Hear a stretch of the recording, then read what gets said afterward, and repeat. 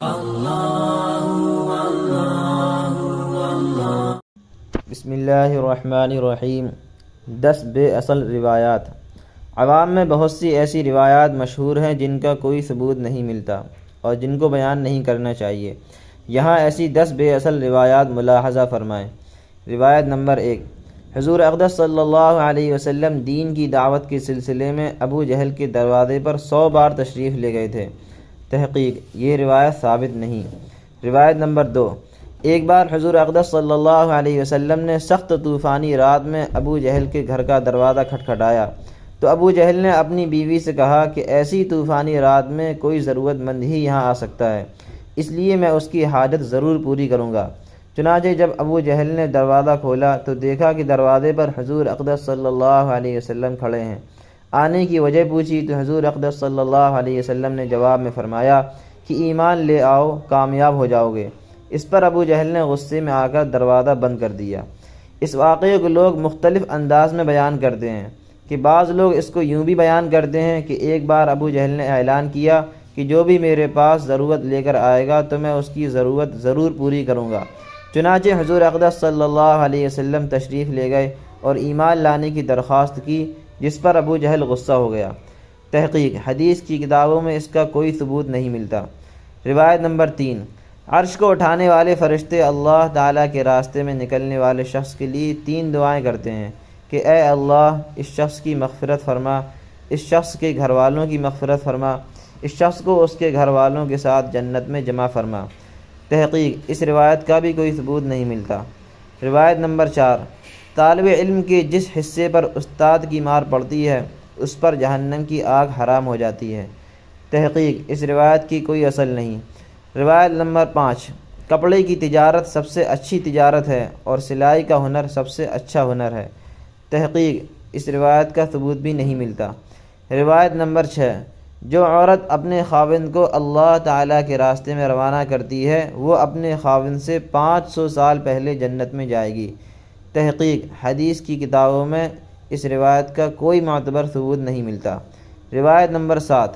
حضرت بلال رضی اللہ عنہ نے ایک بار حضور اقدس صلی اللہ علیہ وسلم سے عرض کیا کہ اے اللہ کے رسول، اللہ کا شکر ہے کہ اس نے ہدایت اپنے ہاتھ میں رکھی ہے، ورنہ تو اگر ہدایت آپ کے ہاتھ میں ہوتی تو نہ جانے میری باری کب آتی۔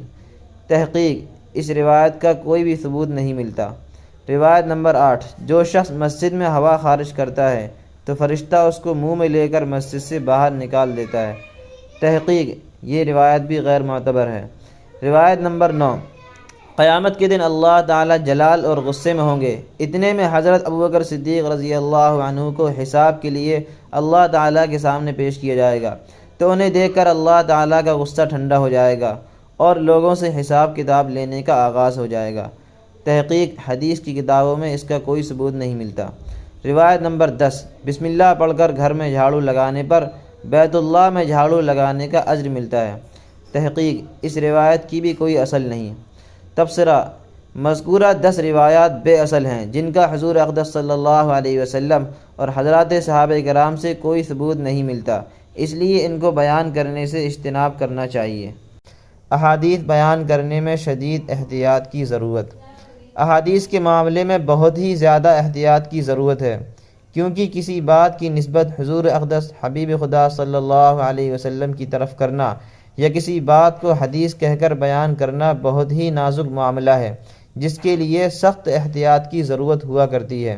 آج کل بہت سے لوگ احادیث کے معاملے میں کوئی احتیاط نہیں کرتے، بلکہ کہیں بھی حدیث کے نام سے کوئی بات مل گئی تو مستند ماہرین اہل علم سے اس کی تحقیق کیے بغیر ہی اس کو حدیث کا نام دے کر بیان کر دیتے ہیں، جس کے نتیجے میں امت میں بہت سی من گھڑت روایات عام ہو جاتی ہیں، اور اس کا بڑا نقصان یہ بھی ہوتا ہے کہ ایسی بے اصل اور غیر ثابت روایات بیان کر کے حضور اقدس صلی اللہ علیہ وسلم پر جھوٹ باندھنے کا سخت گناہ اپنے سر لے لیا جاتا ہے۔